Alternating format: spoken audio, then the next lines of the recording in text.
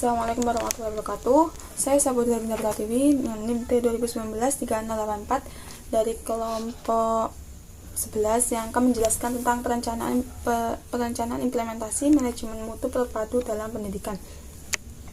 Yang pertama yaitu perencanaan. Perencanaan adalah sebuah proses dasar yang digunakan untuk mencapai sebuah tujuan. Perencanaan itu sendiri terdiri dari rumusan-rumusan masalah yang digunakan untuk mencapai sebuah tujuan yang dianggapnya mampu dan sukses untuk dalam pencapaiannya. Sedangkan implementasi manajemen mutu terpadu yaitu menurut Cortada 1993 adalah tahapan transformasi yang dilalui oleh sebuah perusahaan atau instansi semenjak memulai manajemen mutu terpadu sehingga sukses dalam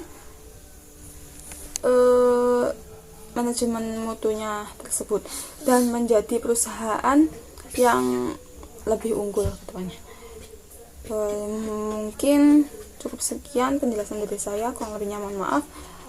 Wassalamualaikum warahmatullahi wabarakatuh. Bismillahirrahmanirrahim. Assalamualaikum warahmatullahi wabarakatuh. Saya Rika Vivina Yuningtyas, NIM T2019-3094.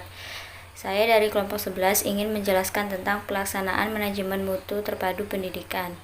Dalam lingkungan organisasi non-profit, khususnya pendidikan, penetapan kualitas produk dan kualitas proses untuk mewujudkannya merupakan bagian yang tidak mudah. Dalam pengimplementasiannya, manajemen mutu terpadu, kesulitan ini disebabkan karena ukuran produktivitasnya tidak sekedar bersifat kuantitatif. Misalnya, hanya dari jumlah lokal dan gedung sekolah atau laboratorium yang berhasil dibangun, tetapi juga berkenaan dengan aspek kualitas yang menyangkut manfaat dan kemampuan memanfaatkannya. Demikian juga, jumlah lulusan yang dapat diukur secara kuantitatif, sedang kualitasnya sulit untuk ditetapkan kualifikasinya. Sehubungan dengan itu, lingkungan organisasi bidang pendidikan yang bersifat non-profit, menurut Hadari Nawari, ukuran produktivitas organisasi bidang pendidikan dapat dibedakan sebagai berikut. Yang pertama, produktivitas internal berupa hasil yang dapat diukur secara kuantitatif, seperti jumlah atau prosentase lulusan sekolah atau jumlah gedung dan lokal yang dibangun sesuai dengan persyaratan yang ditetapkan. Lalu yang kedua, produktivitas eksternal berupa hasil yang tidak dapat diukur secara kuantitatif karena bersifat kualitatif yang hanya dapat diketahui setelah melewati tenggang waktu tertentu yang cukup lama. Dilihat dari pengertian kualitas yang terakhir seperti tersebut, berarti kualitas di lingkungan organisasi profit ditentukan oleh pihak luar organisasi yang disebut konsumen, yang selain berbeda-beda juga selalu berubah dan berkembang secara dinamis. Manajemen mutu terpadu di lingkungan suatu organisasi non-profit termasuk pendidikan tidak mungkin diwujudkan jika tidak didukung dengan tersedianya sumber-sumber untuk mewujudkan kualitas proses dan hasil yang akan dicapai. Sekian penjelasan dari saya, kurang lebihnya mohon maaf. Wassalamualaikum warahmatullahi wabarakatuh. Bismillahirrahmanirrahim. Assalamualaikum warahmatullahi wabarakatuh. Perkenalkan, nama saya Lailatul Nafisa, NIM T2019-3056. Saya dari kelompok 11 akan menjelaskan mengenai evaluasi penerapan manajemen mutu terpadu dalam pendidikan. Evaluasi pada umumnya adalah proses pengumpulan data dan informasi secara seksama tentang program yang akan dievaluasi. Namun, evaluasi dalam manajemen mutu terpadu adalah sistem evaluasi yang dirancang, dikembangkan, dan diselenggarakan secara komprehensif dan berkelanjutan dengan secara optimal memanfaatkan sumber daya sekolah guna meningkatkan dan menjamin mutu keseluruhan proses penyelenggaraan dan masukan sekolah. Evaluasi dalam penerapan manajemen mutu terpadu mencangkup tentang efektivitas pembelajaran untuk digunakan dalam membuat keputusan-keputusan menyangkut siswa, serta memberikan umpan balik kepada siswa mengenai kemajuan belajar, kelemahan, dan keunggulannya.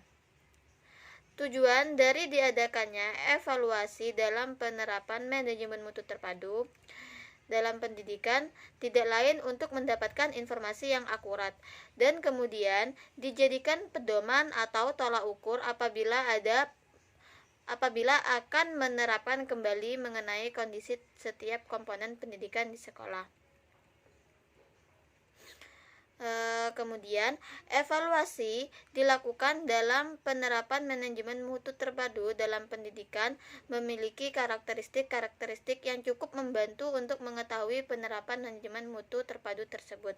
Di antaranya, pertama, evaluasi yang dilakukan bersifat komprehensif, di mana evaluasi mencangkup semua ranah hasil pendidikan secara proporsional.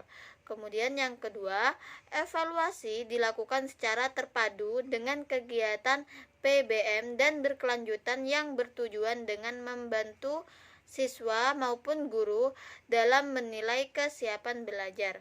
Kemudian yang ketiga, evaluasi yang dilakukan dikelola sekolah secara profesional dan terpadu dengan manajemen peningkatan mutu berbasis sekolah. Kemudian yang keempat, evaluasi yang dilakukan berpusat pada siswa, yaitu mengamati kegiatan, kemajuan belajar siswa, serta membantu siswa untuk menguasai substansi pembelajaran. Sekian penjelasan mengenai Bismillahirrahmanirrahim. Assalamualaikum warahmatullahi wabarakatuh. Sebelumnya perkenalkan, nama saya Mas Rudi, NIM T 2019 3092 di kelompok 11. Di sini kita akan mempresentasikan terkait implementasi manajemen mutu pendidikan, mutu terpadu dalam pendidikan, dan saya pribadi akan menjelaskan terkait tindak lanjut manajemen mutu terpadu dalam pendidikan. Banyak orang berpikir bahwa manajemen mutu terpadu atau sering disebut total quality management hanya berfokus pada urusan dunia bisnis saja. Padahal pada hakikatnya manajemen mutu terpadu itu dapat diterapkan juga atau diimplementasikan juga dalam dunia pendidikan yang bersinggungan dalam proses peningkatan kualitas sumber daya manusia maupun sumber daya yang lainnya. Nah, senada dengan hal itu, saya akan merefleksikan pemikiran dari Dr. Edward, yang mana dia itu mengklasifikasikan pemikirannya menjadi 5 terkait tindak lanjut dan proses evaluasi dari manajemen mutu terpadu dalam pendidikan. Yang pertama yang akan saya bahas yaitu terkait dengan reaksi berantai untuk perbaikan kualitas, sehingga meningkatkan produktivitas dalam suatu lembaga, outputnya jelas dan memiliki suatu hal yang berbeda dari yang lainnya. Terus yang kedua, transformasi organisasi, yang artinya proses kerja dan struktur kewenangan dalam organisasi harus dibenahi. Dalam pendidikan, strukturnya, terus kerjanya itu harus dibenahi supaya apa yang diharapkan bisa tercapai. Terus yang ketiga yaitu peran efisiensi pimpinan, yaitu bagaimana kontribusi penting dalam upaya pimpinan, komitmen, kreativitas itu lama-kelamaan menjalankan lebih baik ke depannya. Terus yang selanjutnya yaitu menghindari praktik-praktik yang merugikan setiap keputusan yang didasarkan pada pandangan jangka pendek. Nah, menghindari praktik-praktik yang hanya keputusan itu hanya jangka pendek saja, tapi tidak melibatkan jangka panjang. Yang selanjutnya yaitu sistem pengetahuan mendalam, di mana dalam sistem ini saya sudah mengklasifikasikan menjadi 4 bagian, yaitu terkait sistem pengetahuan mendalam. Yang pertama yaitu orientasi pada sistem, yang kedua teori variasi, yang ketiga teori pengetahuan, yang keempat psikologi, mana semua itu saling bersambungan satu sama lain untuk meningkatkan kualitas dalam sebuah pendidikan. Mungkin hanya itu yang dapat saya sampaikan, kurang lebihnya mohon maaf. Wassalamualaikum warahmatullahi wabarakatuh.